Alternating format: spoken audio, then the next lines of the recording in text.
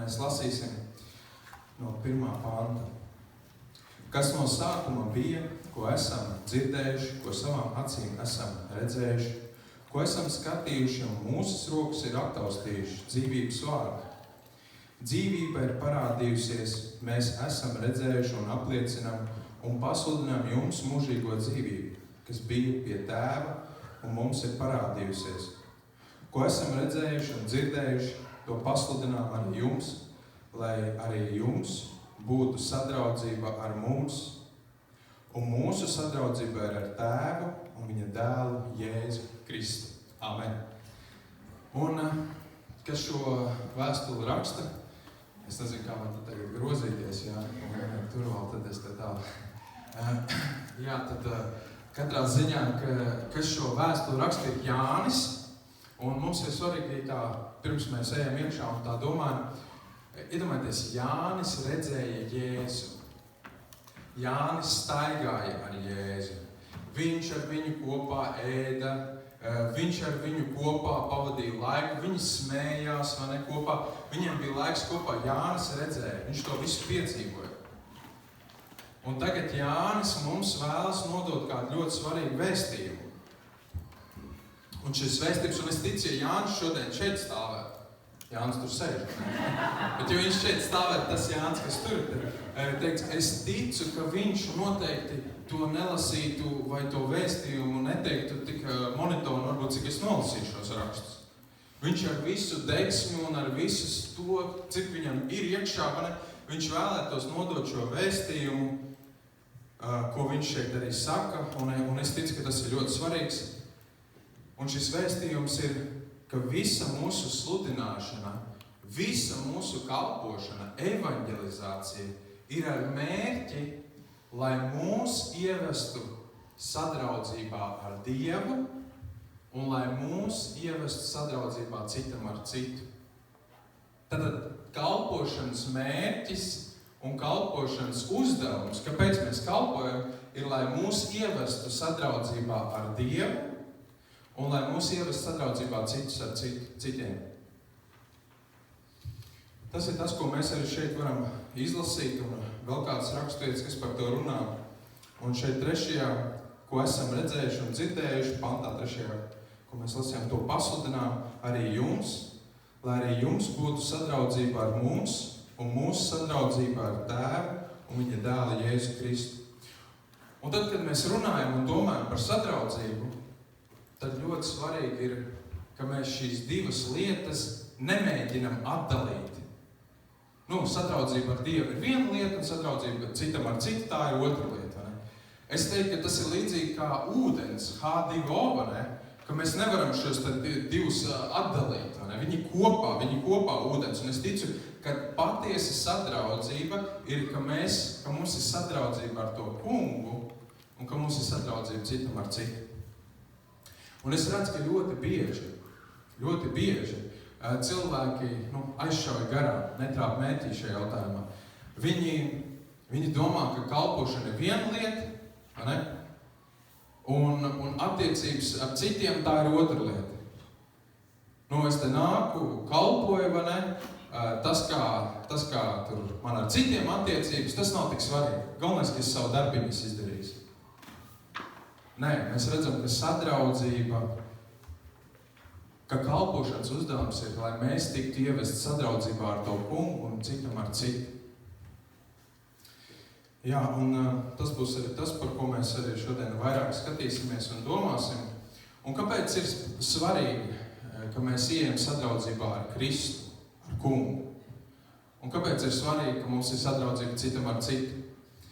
Tas, ko es redzu, ir svarīgi, ka mums ir šī sadraudzība ar to kungu, ka mēs tiekam ievest sadraudzībā ar kungu, jo tad, kad mēs tiekam ievest sadraudzībā ar kungu, tad mēs iegūstam šo mūžīgo dzīvību, pareizi?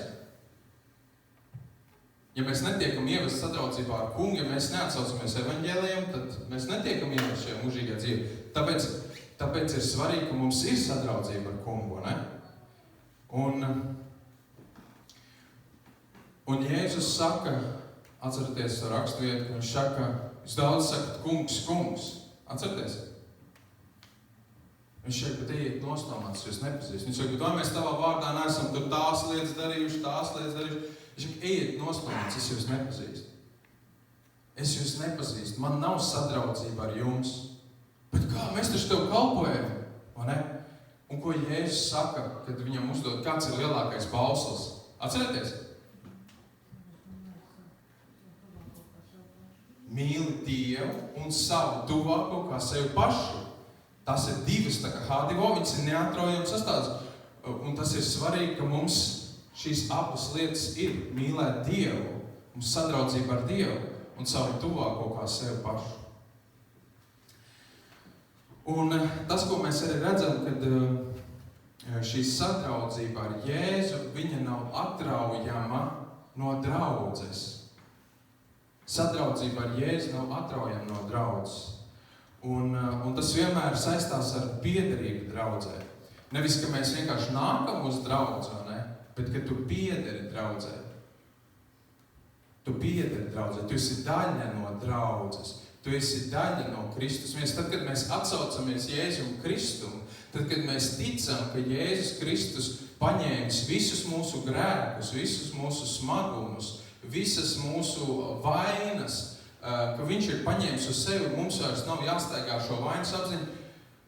Kad mēs tam sākam ticēt, tad Bībele saka, ka mēs piedzimstam no augšienes, vai ne? Un vēl viņi lieto terminu kristība svētajā garā. Un ko tad tas nozīmē? Tas nozīmē, ka mēs tiekam iekristīti Kristus miesā. Mēs kļūstam par Kristus miesas dalībniekiem. Un kā romiešos 12.3 ir teikts, 12.5, tāpat mēs daudzi kopā esam viena miesa Kristū, bet savā starpā mēs visi esam locekļi. Mēs savā starpā esam visi Kristus locekļi. Un svarīgi apzināties, ka mēs vienkārši nevis nākam uz draudzi, bet mēs esam daļa no Kristus miesas. Mēs esam daļa no Kristus miesas. Un ir jautājums. Mēs zinām, ja, piemēram, es šo te mazo pirksteņu ievēršu durvīs, vai ne? Taču visai miesai sāpēs. Vai ne? Visa miesa sarausies, saķers to pirksteņu, pūtīs, vai ne? Visai miesai sāpēs. Vai, ja būs kaut kas labs, vai ne, visa miesa priecāsies. Un es redzu to, kad citreiz tā nenotiek, vai ne, draudzēs. Un tad man ir jautājums, vai tas cilvēks patiesi pieder tai Kristus miesai.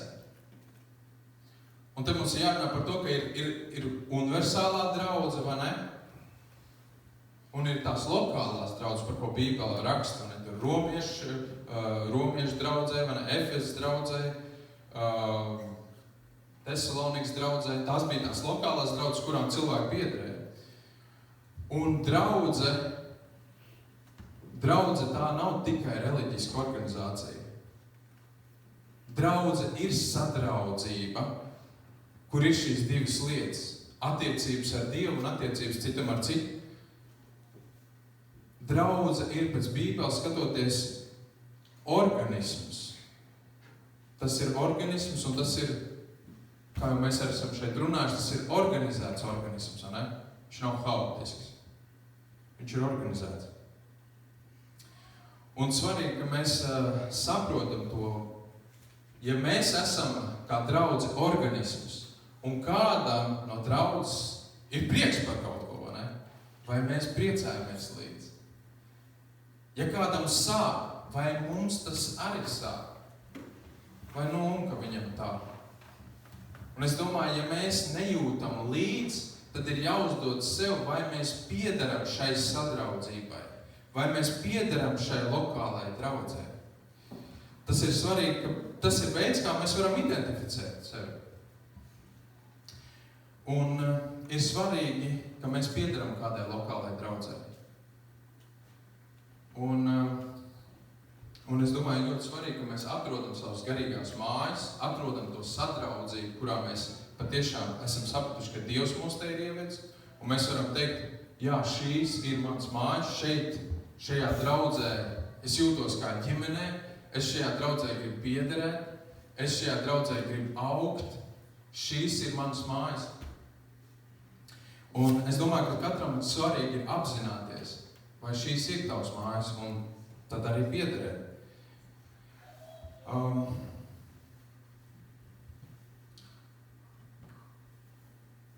Ziniet, es arī redzu, ka ir kādi cilvēki, es viņus saucu par garīgiem turistiem. Es zinu, pa ko es runāju, ne? Viņi ceļo no vienas draudzes uz otru draudzi. Un vai te ir kaut kas slikts, ka uz mūsu valsts atbrauc kāds turists? Mēs priecājamies par turistiem, vai ne? Nu, esam priecīgi atbrauc, vai ne? Katrā ziņā, bet redziet, un turists citreiz ne tikai atstāja kaut ko labu aiz sevī, citreiz arī samēslo, vai ne? Un tas, ko es gribu pateikt, ir svarīgi, ka mēs neesam garīgie turisti, ka mēs atrodam to sadraudzības vietu, kurai mēs vēlamies piederēt. Ka mēs varam teikt, šīs ir manas mājas, šeit es vēlos būt. Un Bībelē ir teikts, ka mēs neesam nekādi garīgie turisti, bet Efeziešiem 2.19 ir teikts, jūs tagad vairs neesat svešinieki un piedzīvotāji, bet vienas valsts pilsoņi ar svētajiem Dieva saimi. Un es esmu saticis ļoti daudz tāds turists, un kaut kādā ziņā pats esmu bijis kādu laiku tāds turists un ceļojis, bet es esmu sapratis to, ka tu nevari bez draudzes. Tev ir vajadzīga šī sadraudzība, kur tu vari kopt šo sadraudzību. Jo tas ir līdzīgi, ka cilvēks saka, man nevajag draudzes, es mājās pats varu, vai ne? Es pats ar visu tikšu galā. Tas ir līdzīgi kā futbolists saka, man nav vajadzīga futbola komanda. Vai karavīrs saka, es gribu būt karavīrs, bet man tā armija nav vajadzīga. Tas ir tieši tas pats. Mēs redzam, ka draudze ir ļoti svarīga.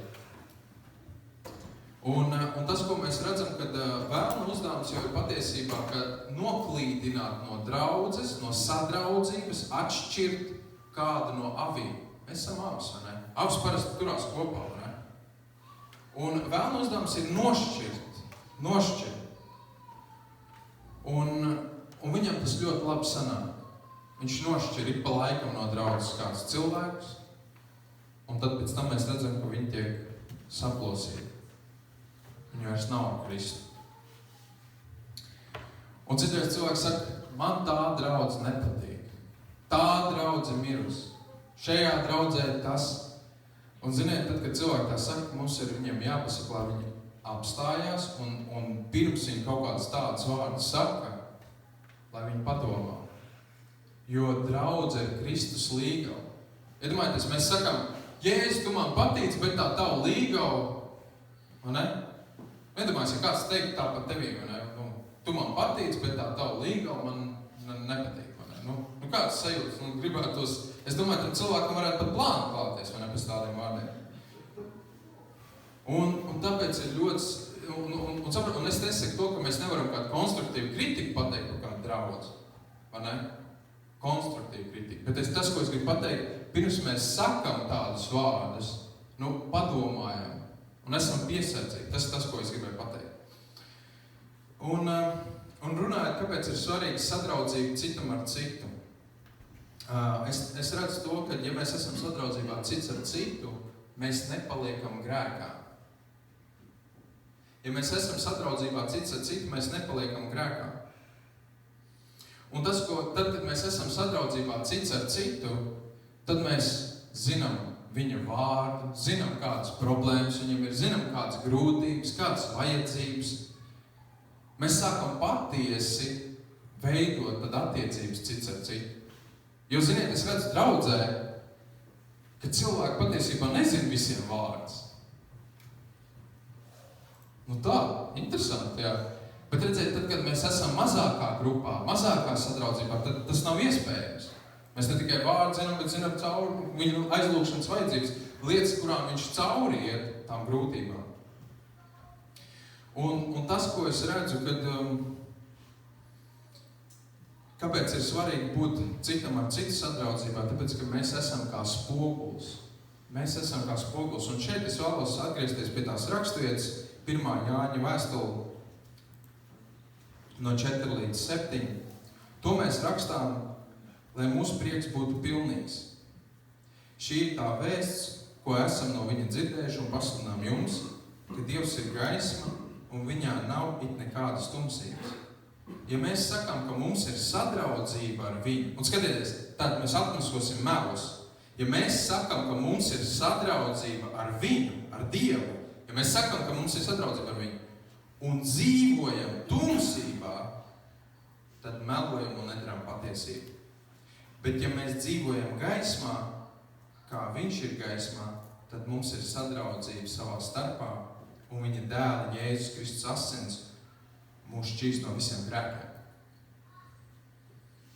Un šeit mēs izlasījām, ka ja cilvēks dzīvo tumsā, ja cilvēks dzīvo grēkā, tad visbiežāk viņš negrib būt sadraudzībā nevienā.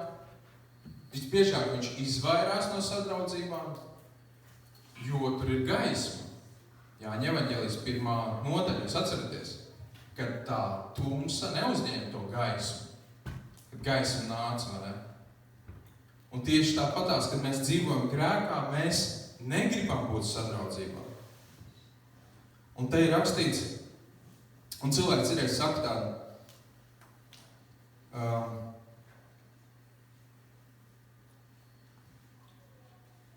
nevis saka, bet ar savu dzīvi rāda. Piemēram, viņš saka, es esmu Dieva bērns un zobu. Melo. Viņš dzīvo tumsā. Viņš dzīvo tumsā. Un redziet, un problēma jau nav tik daudz tanī zakšanā vai tajā melošanā, cik tanī, ka viņš ir patiesībā piemānīts. Un viņš saka, es esmu Dieva bērns, un es to varu darīt. Un vislabākais ir tas, ka izdomā attaisnojumus, kāpēc to var darīt. Baznīca ir viena lieta, man privātā dzīve cita lieta. Nebāz to degunu. Tās nav atdalāmas lietas. Ja mēs esam viena saima, viena ģimene, tad tas skar mūs visus, visādā mērā.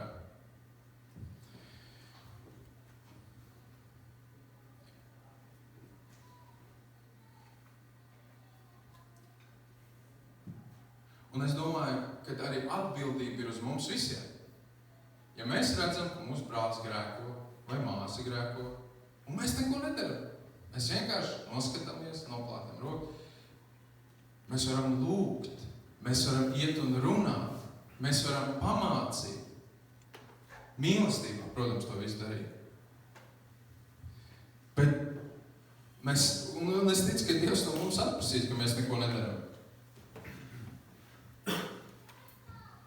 Un, redziet, grēks viņš šķir. Viņš šķir no Dieva. Viņš šķir no draudzes. Un tā ir realitāte. Un, redziet, tad svarīgi, ka mēs esam kādā no sadraudzībām. Un tad, kad es atceros savu pieredzi, varbūt piediet tā diezgan bēdīgi, mēs aizgājām, vai ne? Bet katrā ziņā tā ir realitāte, kurā mēs esam, vai ne? Tad, kad es biju kādā sadraudzībā, ticības sākumā, tad tur bija kāds brālis, kas man mīlestībā kādas lietas arī pateica. Viņš teica, zini ko, no darba nest kādas lietas mājās, kas pieder darba vietē, vai ne? Tas ir grēks. Pornogrāfija, tas ir grēks. Vai ne? Viņš skaidri teica. Viņš teica, tas, ka tev tās attiecības, kurās tu esi, viņš saka, Dievs tās nevarēs svētīt. Jums ir jāsalauzājas, ne? Viņš konkrēti teica tāds, bet viņš to mīlestībā darīja. Tas ir tas, kas mums jādara, ne? Un redziet, un tā ir tā, un saprotiet, nebija jau tā, ka es domāju, tā, tagad man saspers zibens, Dievs tur zibens sūtīs no debesīm, ne? Un tagad dēļ tā mana grēka, es tagad, nomiršu, ne? Nē, tas, kāpēc es mainījos, kāpēc es pārstāju, kas mani motivēja, bija tas, ka es negribēju pazaudēt to sadraudzību ar Dievu, ko es biju piedzīvojis. Es negribēju pazaudēt to, un es negribēju pazaudēt to sadraudzību ar tiem cilvēkiem. Un redziet, un tas bija tas, kas man motivēja. Un patiesībā es redzu, ka šai sadraudzībai, no šīs sadraudzības ir atkarīgs mūsu atrašanās mūžībā. No šīs sadraudzības ar Dievu un sadraudzības citam ar citu. Tā ir patiesībā ļoti nopietna lieta. Un tas, ko es redzu, draudz, tas, ko es redzu, kad mūsdienās šajā 21. gadsimtā, kad vēlns ir meistarīgi nozadzis šo te sadraudzību draudzēs. Kad draudzes ir kļuvuši tāds formāls, vai ne? Mēs atnākam, dievkalpojamies, mēs sasveicinamies, mēs aizējam mājās un viss. Un tā ir viņa stratēģija. Un tad, kad es ar vienu profesoru runāju, es esmu dalījies jau šeit, ka es viņam jautāju, teoloģijas profesors, ne? Es viņam jautāju, kā tu domā, ko Dievs ar šo te visu, kas notiek pasaulē, mums grib pateikt? Viņš teica, ka viņš tic, ka Dievs no šīs reliģiskās organizācijas veido vienotu organismu. Un es domāju, ka tas ir tas mērķis, ko Dievs dara. Un apstuļu darbos 2.4, ar to mēs atbildējās noslēgsim, 2.42. Apstuļu darbi 2.42, un pirms tam vēl puspāntu uz atpakaļ, tur ir rakstīti tādu vārdu par sadraudzību. Un tanī dienā tiem pievienojās ap 3000 dvēseli. Iedomājieties, 3000 dvēseli pievienojās. Un tie pastāvēja, 42. pants, apustuļu mācībā un sadraudzībā, maizes slaušanā un lūkšanās.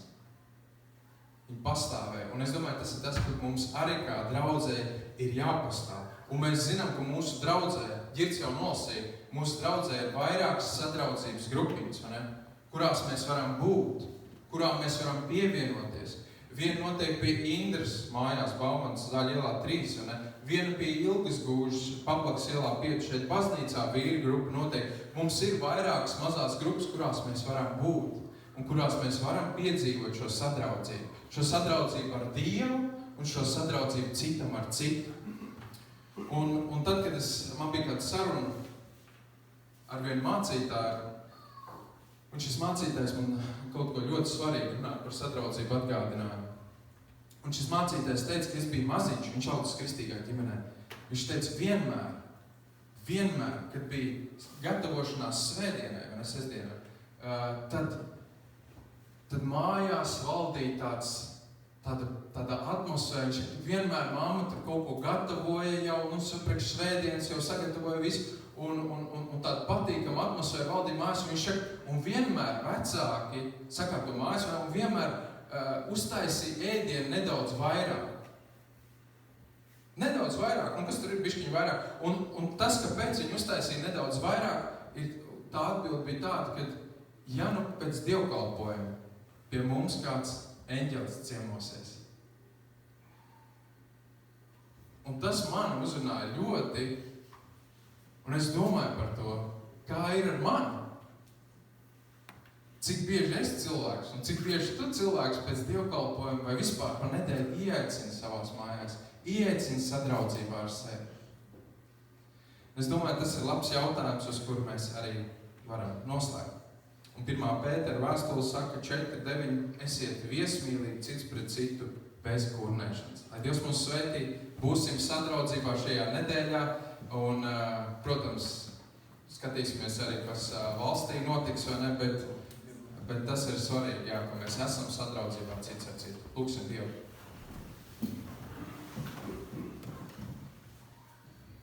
Debes Tēvs, mēs Tev pateicamies par Tavu dzīvības vārdu, kas atkal mūs aizved pie pamatiem. Un, Kungs, Dievs, mēs tik bieži novirzamies no šī kursa, mēs tik bieži kaut kur aizklīstam prom, bet mēs pateicamies, ka Tavs vārds mūs atkal atgriež pie šīs patiesības, pie šī šaurā ceļa. Un mēs lūdzamies, Kungs, ka Tu mums dod spēku šajā nedēļā iet šo šauro ceļu, apliecināt citiem Tavu mīlestību. Jēzus Kristus vārdā, to mēs lūdzamies. Amen.